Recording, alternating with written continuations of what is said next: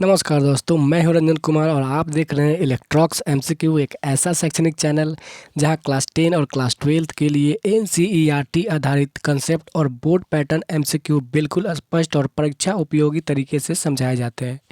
यदि आप बोर्ड परीक्षा की सही तैयारी करना चाहते हैं तो इस चैनल को सब्सक्राइब जरूर करें। इस वीडियो में हम क्लास 10 साइंस का चैप्टर 5 तत्वों का वर्गीकरण एवं आवर्त सारणी पढ़ने वाले हैं। यह अध्याय इसलिए महत्वपूर्ण है क्योंकि पूरी केमिस्ट्री में तत्वों के गुण, उनका व्यवहार और उनके संबंध यहीं से समझ में आते हैं। वीडियो के अंत में 40 इंपॉर्टेंट एमसीक्यू करने वाले हैं जो परीक्षा की दृष्टि से अत्यंत महत्वपूर्ण है, और यदि 40 एमसीक्यू का पीडीएफ चाहिए तो लिंक कमेंट में दे दिया जाएगा। यहाँ से आप पीडीएफ को डाउनलोड कर पाएंगे, तो वीडियो को अंत तक ज़रूर देखें। यदि वीडियो अच्छा लगे तो वीडियो को लाइक और चैनल को सब्सक्राइब करें और वीडियो को अपने दोस्तों में शेयर करें। तो चलिए शुरू करते हैं बिना किसी देरी के। सबसे पहले समझते हैं कि तत्व क्या है। तत्व वह शुद्ध पदार्थ है जो किसी भी रासायनिक विधि द्वारा सरल पदार्थों में विभाजित नहीं किया जा सकता। प्रत्येक तत्व एक ही प्रकार के परमाणुओं से मिलकर बना होता है। मतलब तत्व वह शुद्ध पदार्थ है। ध्यान से सुनिएगा, शुद्ध पदार्थ मतलब तत्व वह शुद्ध पदार्थ है जिसे किसी भी रासायनिक विधि द्वारा सरल पदार्थों में मतलब अलग अलग पदार्थों में विभाजित नहीं किया जा सकता है। प्रत्येक तत्व एक ही प्रकार के परमाणुओं से मिलकर बना होता है। मतलब प्रत्येक तत्व में एक ही प्रकार के कण मौजूद होते हैं। ऐसा नहीं है कि किसी तत्व में अलग अलग कण मौजूद हैं तो वो तत्व नहीं कहलाएगा। अगर अलग अलग तत्व मौजूद है तो अलग अलग उसमें कण मौजूद है तो उसमें एक ही प्रकार के कण मौजूद होने चाहिए, तब जाके वो तत्व कहलाएगा। ठीक है, जैसे मैं आपका हो जाएगा हाइड्रोजन, ऑक्सीजन और कार्बन, लोहा, ये सब क्या है? ये सब तत्व हैं। वर्तमान में 118 तत्व मौजूद हैं। वर्तमान में प्रकृति में 118 तत्व मौजूद हैं। तत्वों के वर्गीकरण की आवश्यकता मतलब तत्वों को वर्गीकरण करने के लिए क्यों आवश्यक है? तत्वों की संख्या अधिक होने के कारण उनके गुणों का अध्ययन और उनकी तुलना करना कठिन हो जाता है। मतलब तत्वों की संख्या इतना ज़्यादा है कि उसको समझना कठिन हो जाता है, इसलिए एक सारणी बनाने की ज़रूरत होती है। इसमें समान रासायनिक गुणों वाले तत्वों को एक ही समूह में रखने की प्रक्रिया को तत्वों का वर्गीकरण कहा जाता है। मतलब जितने भी एक जैसे दिखने वाले तत्व हैं उसको एक जगह रखा जाए ताकि उसका अध्ययन आसानी से किया जा सके, इसलिए इसका वर्गीकरण करना अति आवश्यक हो जाता है। यह वर्गीकरण तत्वों के गुणों को समझने और याद रखने में सहायक होता है। यह जो वर्गीकरण है इससे क्या फ़ायदा होता है कि उसके गुणों को समझने में आसान होता है और उसको याद रखना भी मुश्किल नहीं होता है। डे ब्रोइनर का त्रिक नियम, और इसी वर्गीकरण में डे ब्रोइनर नाम के वैज्ञानिक ने अपना एक सिद्धांत दिया था। क्या? त्रिक नियम का एक सिद्धांत दिया था। डे ब्रोइनर ने तत्वों को कैसे समझाया? तीन के समूह में वर्गीकृत किया। तत्वों को तीन का ग्रुप बनाया, ठीक है, जिसे त्रिक कहा गया। 3 तत्व उसमें मौजूद होते हैं, ऐसा ग्रुप बनाया जिसमें 3 तत्व मौजूद होते हैं और जिसे त्रिक कहा जाता है। त्रिक में क्या होता है कि मध्य तत्वों का परमाणु द्रव्यमान पहले और तीसरे तत्व के परमाणु द्रव्यमान के औसत के बराबर होता है। जैसे कोई 3 तत्व ले लिया जाए तो उसके बीच वाला जो तत्व है वो दोनों बगल वाले तत्वों के औसत के बराबर होता है। ये था डे ब्रोइनर का त्रिक नियम। ठीक है, यह सिद्धांत सीमित तत्वों पर ही लागू था। मतलब यह जो सिद्धांत था कुछ ही तत्वों पर लागू होता था, इसलिए यह नियम फेल कर गया। मतलब सभी तत्वों पे ये नियम लागू नहीं हो पाता था कि दो अगल बगल वाले तत्वों का योग औसत बीच वाले के बराबर होता है। यह नियम सिर्फ कुछ ही तत्वों पर लागू होता था। इसके कारण इस नियम का पतन हो गया, मतलब यह नियम समाप्त हो गया। उसके बाद आते हैं न्यूलैंड्स। उसके बाद न्यूलैंड्स का अष्टक नियम। न्यूलैंड्स नाम के वैज्ञानिक आते हैं, वो अपना एक अलग नियम देते हैं, अष्टक नियम। न्यूलैंड्स ने तत्वों को बढ़ते परमाणु द्रव्यमान के क्रम में रखा। मतलब उन्होंने क्या किया कि तत्वों को ऐसा सजाया एक सारणी में कि बढ़ते हुए परमाणु द्रव्यमान के रूप में उनको रखा गया। ठीक है, मतलब हर परमाणु का द्रव्यमान उससे ज़्यादा वाला मतलब बढ़ते क्रम में उनको रखा गया। उन्होंने क्या बताया, उसने बताया कि हर आठवां तत्व पहले तत्व के समान गुण प्रदर्शित करते हैं।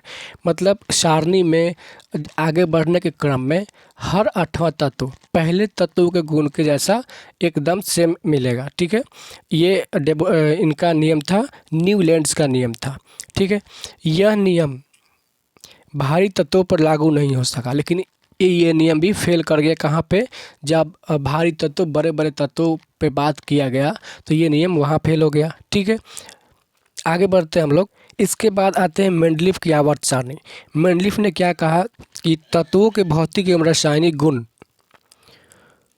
उनके परमाणु द्रव्यमान के आवर्ती फलन होते हैं। मेंडलीफ की आवर्त सारणी में तत्वों को बढ़ते परमाणु द्रव्यमान में रखा गया, 8 समूह और 6 आवर्त बनाए गए। जैसे न्यूलैंड्स ने क्या बताया था कि तत्वों को बढ़ते हुए एक परमाणु द्रव्यमान के क्रम में रखा गया था। मेंडलीफ जी आए, उन्होंने भी क्या किया, तत्वों को परमाणु द्रव्यमान के क्रम में ही उन्होंने रखा, लेकिन उन्होंने क्या किया कि 8 समूह और 6 आवर्त बना दिए। ठीक है, 8 समूह और 6 आवर्त मतलब ऐसे ऐसे तत्वों को रखा जाएगा।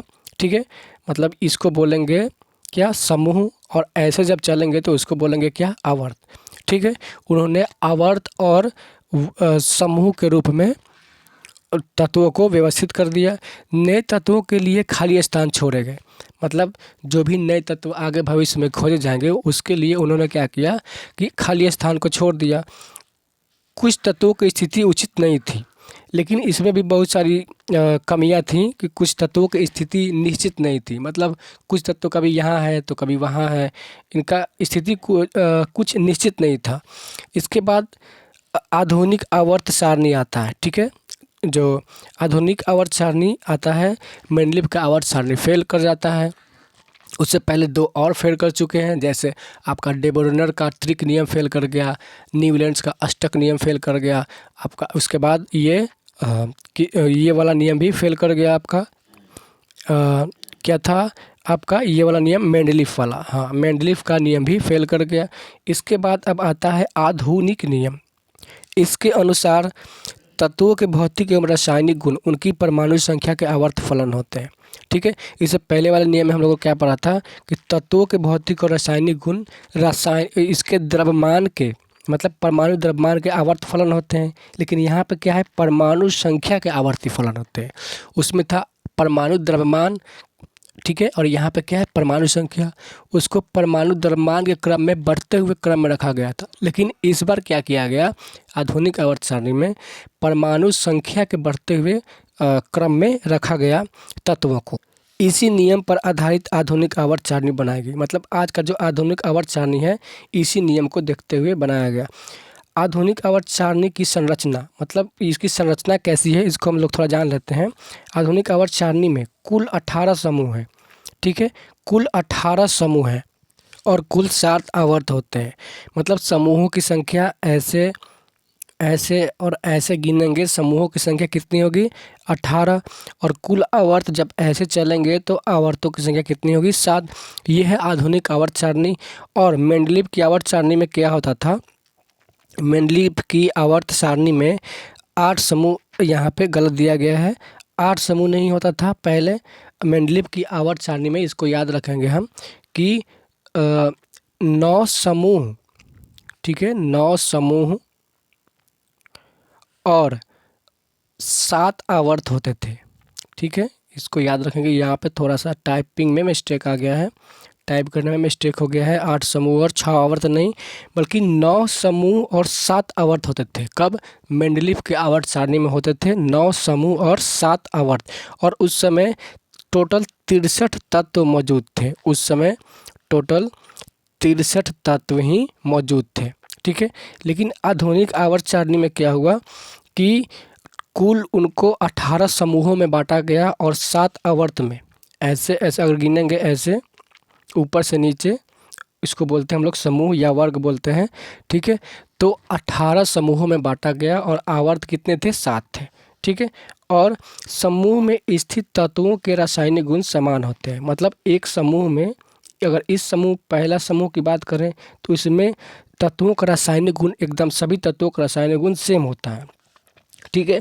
और आवर्त में तत्वों के गुण क्रमशः बदलते रहते हैं, और जब आवर्त में ऐसे चलेंगे तो तत्वों के गुण बदलते रहेंगे। ठीक है, ये था आधुनिक आवर्त नियम। ठीक है, उसके बाद धातु, अधातु एवं उपधातु। ठीक है, ये क्या होता है? धातु, धातु किसे कहते हैं? जो इलेक्ट्रॉन का त्याग करता है। ठीक है, धातु उसे कहते हैं वैसा तत्व जो इलेक्ट्रॉन का त्याग करता है और विद्युत का सुचालक होती है। ठीक है, वैसे ही अधातु क्या होता है? ये इलेक्ट्रॉन को ग्रहण करती है। धातु क्या करता है? इलेक्ट्रॉन को त्याग करता है। अधातु क्या करता है? इलेक्ट्रॉन को ग्रहण करती है। ठीक है, और विद्युत का कुचालक होती है। धातु क्या होता है? सुचालक, मतलब उससे विद्युत धारा प्रवाहित होगा। और अधातु क्या होता है? कुचालक होता है, मतलब इससे होकर अगर विद्युत धारा प्रवाहित किया जाए तो ये विद्युत धारा प्रवाहित नहीं होगा। ठीक है, एक होता है उपधातु। उपधातु क्या है कि ये तो ना तो धातु है और ना ही अधातु है, ये दोनों के बीच की कड़ी है।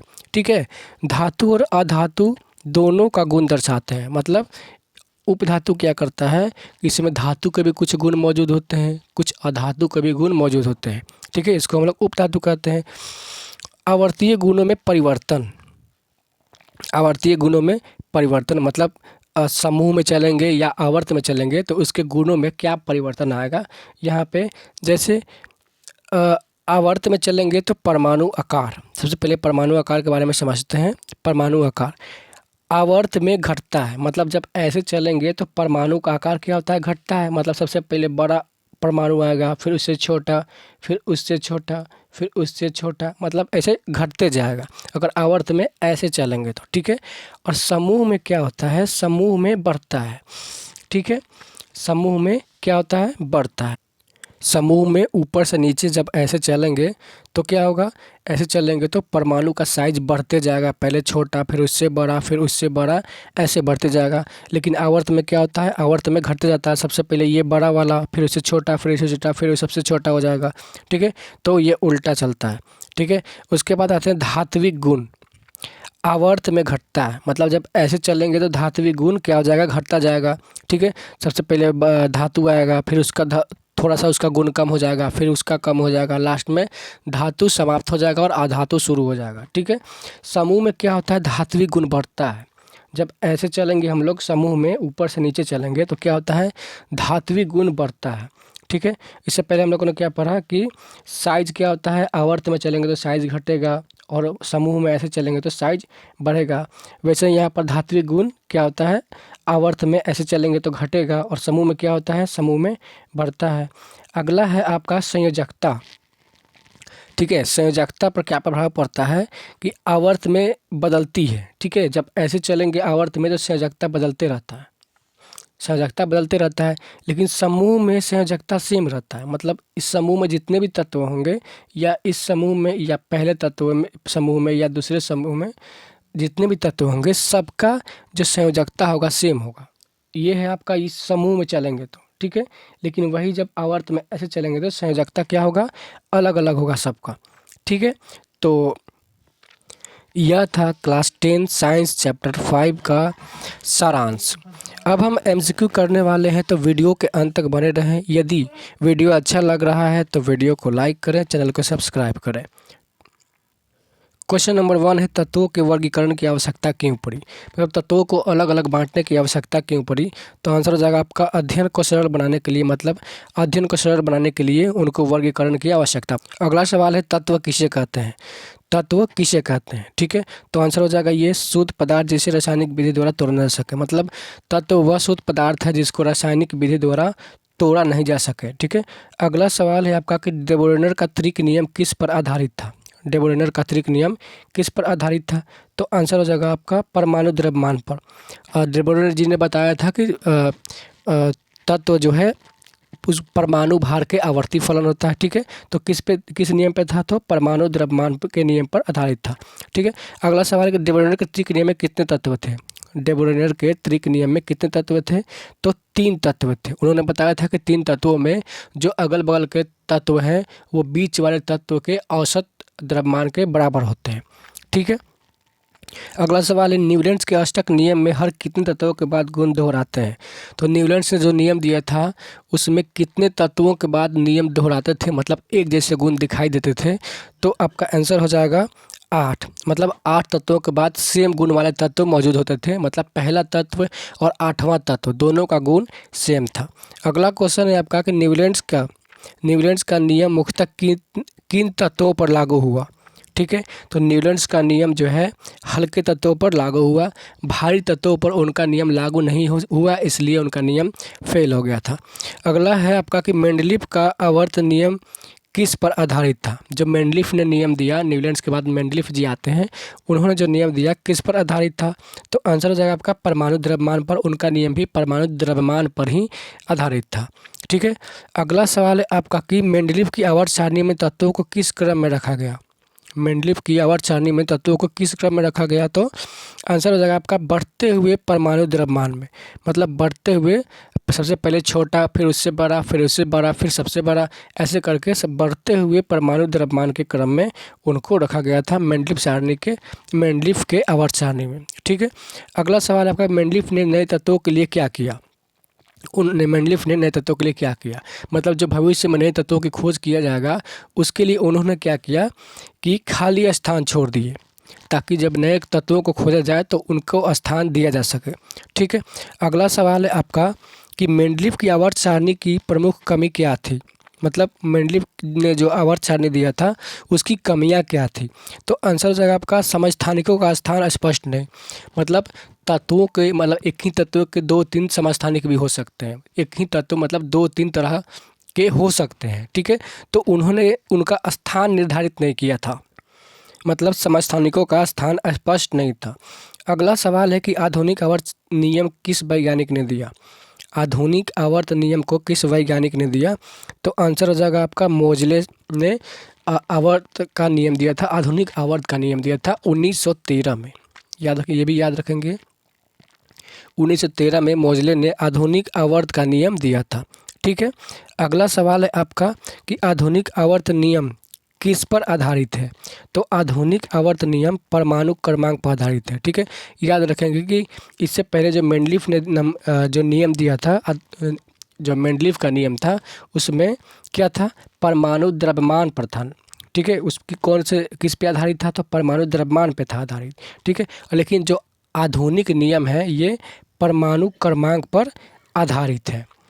तो मेंडलीफ वाला किस पे था, तो परमाणु द्रव्यमान पे, और ये किस पे था, आधुनिक वाला तो परमाणु क्रमांक पे। ठीक है, अगला सवाल है कि आधुनिक आवर्त सारणी में कुल कितने आवर्त होते हैं। आधुनिक आवर्त सारणी में कुल कितने आवर्त हैं, मतलब जब ऐसे ऐसे गिनेंगे तो इस तरह के कितने आवर्त होते हैं। ठीक है, आंसर हो जाएगा आपका बी 7। ठीक, और जो मेंडलीफ का आवर्त सारणी का जो नियम था उसमें कितने होते थे, उसमें भी 7 ही आवर्त होते थे। और अभी जो वर्तमान में आधुनिक आवर्त नियम है इसमें कितने आवर्त होते हैं, इसमें भी 7 आवर्त होते हैं। लेकिन उस समय जो मेंडलीफ ने दिया था उसमें समूहों की संख्या 9 थी, लेकिन अब कितने हैं, अब समूहों की संख्या 18 हो गए हैं। देखते हैं आगे क्वेश्चन आ सकता है इस टाइप का। तो अगला सवाल है कि आधुनिक आवर्त सारणी में कुल कितने समूह आए, क्या क्वेश्चन कि आधुनिक आवर्त सारणी में कुल कितने समूह हैं। ठीक है, तो समूह कितने हैं, आपका आंसर जगह 18। लेकिन मेंडलीफ ने जो नियम दिया था उसमें कितने समूह थे, तो उसमें 9 थे। ठीक है, समूहों की संख्या कितना था, 9 था। और अब कितना हो गया, आधुनिक आवर्त सारणी में 18 हो गया। समान रासायनिक गुण वाले तत्व कहाँ रखे जाते हैं। समान रासायनिक गुण वाले तत्वों को कहाँ रखा जाता है, तो आंसर हो जाएगा आपका समूह में, मतलब एक ही जैसे दिखने वाले तत्वों को जो जिसका गुण सेम हो उसको कहाँ रखा जाता है, एक ही वर्ग में रखा जाता है। ठीक है, एक ही वर्ग में रखा जाता है उसको। अगला सवाल है कि आवर्त में बाएं से दाएं जाने पर परमाणु का आकार क्या होता है। ठीक, मतलब आवर्त में जब ऐसे चलेंगे तो परमाणु आकार पर क्या फ़र्क पड़ेगा, तो सबसे पहले बड़ा फिर उसे छोटा, मतलब परमाणु का साइज क्या हो जाएगा, घटता जाएगा। तो आंसर क्या हो जाएगा आपका कि घटता है। अगला सवाल है कि समूह में ऊपर से नीचे जाने पर परमाणु का आकार क्या होगा। जब समूह में ऐसे चलेंगे तो परमाणु का आकार क्या होगा, तो परमाणु का आकार क्या होता है, बढ़ता है। अगला सवाल है आपका कि संयोजकता निर्भर करती है, संयोजकता किस पे निर्भर करती है, तो आंसर हो जाएगा आपका बाह्य कक्षा के इलेक्ट्रॉन पर। मतलब किसी परमाणु के बाहरी कक्षा में बाहरी कक्षा में कितने इलेक्ट्रॉन हैं, ये डिपेंड करता है कि इसका संयोजकता है। ठीक है, और बाहरी कक्षा में जितने इलेक्ट्रॉन होते हैं वही उसका क्या होता है, संयोजकता। किसी भी परमाणु के बाहत्तम कक्षा में जो इलेक्ट्रॉन होता है उसको हम लोग कहते हैं संयोजकता। अगला सवाल है आपका कि किसी आवर्त में संयोजकता का परिवर्तन, किसी आवर्त में संयोजकता का परिवर्तन, तो क्या हो जाएगा, सी, पहले बढ़ता है फिर घटता है। किसी भी आवर्त में चलेंगे हम, बाएं से दाएं चलेंगे तो पहले संयोजकता क्या होगा, बढ़ेगा, फिर क्या होगा, घट जाएगा। पहले बढ़ेगा फिर घटेगा। ठीक, तो हम संयोजकता की बात करें तो आवर्त में क्या होता है, पहले बढ़ता है फिर घटता है। आकार का बात करें तो क्या होगा, आवर्त में आकार क्या हो जाएगा, घटते जाएगा। ठीक है, लेकिन समूह में क्या होगा, आकार इसका बढ़ते जाएगा। सबसे पहले बड़ा, पहले छोटा, फिर उससे बड़ा, फिर उससे बड़ा। तो समूह में क्या होता है, बढ़ते जाता है आकार, और आवर्त में क्या होता है, घटते जाता है। लेकिन संयोजकता की बात करें तो संयोजकता में पहले बढ़ता है फिर घटता है। अगला सवाल है कि धात्विक गुण में, आवर्त में धात्विक गुण, तो आवर्त में धात्विक गुण क्या होता है, घटता है। ठीक है, ये हम लोगों ने पीछे भी देखा था कि आवर्त में क्या होता है, धातु का गुण घटते जाता है। अगला सवाल है कि धात्विक गुण समूह में, मतलब अगर समूह की बात करें ऊपर से नीचे जाने में, तो धात्विक गुण क्या होता है, तो धात्विक गुण इसमें बढ़ता जाता है। तो आवर्त में घटता है और समूह में बढ़ता है क्या, धात्विक गुण। ठीक है, अगला सवाल है कि अधात्विक गुण, अधात्विक गुण का क्या होता है, तो आंसर हो जाएगा क्या, बढ़ता है। ठीक है, आवर्त में अधात्विक गुण क्या होता है, बढ़ता है। मतलब आवर्त में जब ऐसे चलेंगे तो अधात्विक गुण क्या होगा, बढ़ेगा, और जब जब ऐसे ऊपर से नीचे चलेंगे तो क्या होगा, अधात्विक गुण घटेगा। ठीक है, तो एकदम उल्टा होता है उसका, उसमें आवर्त में धात्विक गुण क्या होता है, धात्विक गुण घटता है। अधात्विक गुण क्या होता है, अधात्विक गुण बढ़ता है। ठीक है, अगला सवाल है आपका कि हैलोजन तत्व किस समूह में आते हैं, हैलोजन तत्व किस समूह में आते हैं, तो आंसर हो जाएगा आपका बी, समूह 17 में। बहुत इंपॉर्टेंट क्वेश्चन है, इसको याद रखेंगे कि हैलोजन समूह किस में आते हैं, तो समूह 17 में आते हैं। ठीक है, अगला सवाल है आपका कि निष्क्रिय गैस किस समूह में आते हैं, निष्क्रिय गैस जो है किस समूह में आते हैं, तो आंसर हो जाएगा आपका समूह 18। सबसे लास्ट वाला जो समूह है उसमें निष्क्रिय गैस आते हैं। अगला सवाल है कि क्षार धातुएं किस समूह में आती है, क्षार धातुएं किस समूह में आती हैं, तो आंसर हो जाएगा आपका एक, समूह 1 में क्षार धातुएं आती हैं। ठीक है, अगला सवाल है कि क्षारीय पृथ्वी धातुएं किस समूह में आती है। ठीक है, क्षारीय पृथ्वी धातुएं, पृथ्वी मतलब मृदा इसको बोलते हैं, कि क्षारीय मृदा धातुएं किस समूह में आती हैं, तो आंसर आपका हो जाएगा बी, 2 में। ठीक है, क्षारीय मृदा धातुएं किस में आती हैं, बी में, और क्षारीय धातुएं किस में आते हैं, तो 1 में, और क्षारीय मृदा धातुएं किस में आती हैं, तो 2 में। अगला सवाल है कि हाइड्रोजन का स्थान आवर्त सारणी में, हाइड्रोजन का स्थान आवर्त सारणी में क्या था, तो अस्पष्ट माना जाता है। मतलब हाइड्रोजन का कोई फिक्स वैल्यू नहीं है कि हाइड्रोजन समूह 1 में रहेगा, समूह 2 में रहेगा, समूह 3 में रहेगा, इसका कोई फिक्स स्थान नहीं है। ठीक है, तो क्वेश्चन आता है कि हाइड्रोजन का आवर्त सारणी में स्थान क्या है, तो अस्पष्ट है, मतलब इसका फिक्स वैल्यू नहीं, मतलब फिक्स नहीं है कि कहाँ पे ये रहेगा। समस्थानिकों का सही स्थान किस सारणी में संभव है। ठीक है, तो कौन ऐसा सारणी जिसमें समस्थानिकों का भी स्थान दिया गया था, तो आंसर हो जाएगा आपका आधुनिक आवर्त सारणी। ठीक है, मेंडलीफ ने और जो न्यूलैंड्स ने और डेबोरन ने जो नियम दिया था उसमें समस्थानिकों का स्थान नहीं दिया गया था, इसलिए उनका नियम फेल कर गया था। लेकिन आधुनिक आवर्त सारणी में समस्थानिकों के लिए भी स्थान दिया गया था।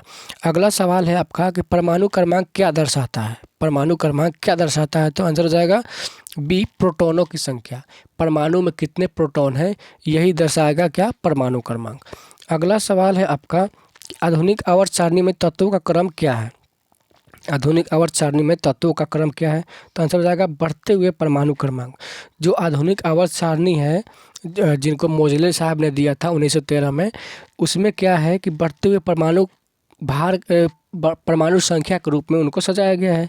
और जो मेंडलीफ वाला था उसमें क्या था, उसमें बढ़ते हुए परमाणु भार के क्रम में सजाया गया था, बढ़ते हुए परमाणु भार के क्रम में। ये याद रखेंगे कि मेंडलीफ क्या था कि बढ़ते हुए परमाणु भार के क्रम में सजाया गया था, और ये जो मोजले वाला है आधुनिक आवर्त सारणी इसमें बढ़ते हुए परमाणु क्रमांक के क्रम में इसको सजाया गया है। ठीक है, अगला सवाल है कि आवर्त सारणी की क्षैतिज पंक्तियाँ क्या कहलाती है। आवर्त सारणी की क्षैतिज पंक्तियाँ मतलब जब ऐसे चलेंगे तो इस चीज़ को क्या बोलेंगे, तो उसको हम लोग बोलेंगे क्या, आवर्त बोलेंगे। ठीक है, और जब ऐसे चलेंगे ऊपर से नीचे तो इसको बोलेंगे समूह। मतलब जब ऐसे चलेंगे तो आवर्त और ऐसे चलेंगे तो समूह, याद रखेंगे। अगला सवाल है कि आवर्त सारणी के लंबवत स्तंभ को, देखिए क्वेश्चन आ भी गया कि आवर्त सारणी के लंबवत स्तंभ को, जो लंबवत स्तंभ होता है उसको हम लोग क्या कहते हैं, तो आंसर हो जाएगा आपका बी, समूह हो जाएगा। अगला सवाल है आपका कि तत्वों के रासायनिक गुण निर्भर करते हैं। तत्वों के रासायनिक गुण किस पे निर्भर करते हैं, तो आंसर हो जाएगा आपका बाह्य इलेक्ट्रॉनों पर। मतलब बाहरी कक्षा में कितने इलेक्ट्रॉन हैं उस पर डिपेंड करेगा क्या, तत्वों के रासायनिक गुण। अगला सवाल है कि सर्वाधिक धात्विक गुण पाया जाता है। सर्वाधिक धात्विक गुण पाया जाता है किस में, तो समूह के निचले भाग में। किस में, तो समूह के निचले भाग में। मतलब समूह जो होता है जब हम ऐसे चलेंगे तो जो सबसे निचला वाला तत्व होगा ना उसमें धात्विक गुण सबसे ज़्यादा पाया जाता है। अगला सवाल है आपका कि सबसे लंबा आवर्त कौन सा है। सबसे लंबा आवर्त कौन सा है, तो हो जाएगा आपका सी, छठा आवर्त सबसे लंबा है। छठा आवर्त सबसे लंबा है। अगला सवाल है कि पहला आवर्त कितने तत्वों का होता है। पहला आवर्त कितने तत्वों का होता है, तो आंसर हो जाएगा ए, 2। पहले आवर्त में 2 तत्व हैं। अगला सवाल है आपका कि आधुनिक आवर्त सारणी का आधार क्या है। तो आधुनिक आवर्त सारणी का आधार क्या है, परमाणु क्रमांक। ठीक है, पहले भी क्वेश्चन आ चुका है कि आधुनिक आवर्त सारणी में को किस चीज़ में उसको कैसे उसको सजाया गया था। तो आधुनिक आवर्त सारणी को परमाणु बढ़ते हुए परमाणु क्रमांक के रूप में सजाया गया है। और लेकिन जो मेंडलीफ का जो परमाणु आवर्त सारणी था उसको कैसे सजाया गया था, तो परमाणु भार के क्रम में उसको सजाया गया था। अगला सवाल है कि आवर्त सारणी का अध्ययन उपयोगी क्यों है। ठीक है, आवर्त सारणी का अध्ययन उपयोगी क्यों है, तो आपका आंसर हो जाएगा तत्वों के गुणों की भविष्यवाणी की जा सकती है। मतलब तत्वों के गुणों की भविष्यवाणी की जा सकती है। अगला सवाल है कि तत्वों के गुणों की आवृत्ति किस नियम से स्पष्ट होती है। तत्वों के गुणों की आवृत्ति किस नियम से स्पष्ट होती है, तो आंसर आपका हो जाएगा आवर्त नियम से। ठीक है, आवर्त नियम से इसका गुणों की आवृत्ति स्पष्ट हो जाती है। अगला सवाल है और लास्ट सवाल है कि आधुनिक आवर्त नियम के अनुसार तत्वों के गुण क्या होते हैं, तो परमाणु क्रमांक के आवर्त फलन होते हैं। मतलब आधुनिक आवर्त सारणी जो दिया गया था इसमें क्या है कि तत्वों के गुण किस पे डिपेंड करते हैं, तो परमाणु क्रमांक के आवर्त फलन होते हैं। लेकिन मेंडलीफ वाले में क्या होता था कि परमाणु भार के आवर्त फलन होता था, परमाणु भार या परमाणु द्रव्यमान के आवर्त फलन होता था। लेकिन इसमें क्या है, परमाणु क्रमांक मतलब कि परमाणु संख्या के आवर्त फलन होते हैं। तो यह था आज का क्लास 10 के चैप्टर 5 का 40 इम्पोर्टेंट MCQ। यदि वीडियो अच्छा लगा तो चैनल को सब्सक्राइब करें और शेयर करें अपने दोस्तों में। तो हम मिलते हैं अगले वीडियो में, तब तक के लिए गुड बाय।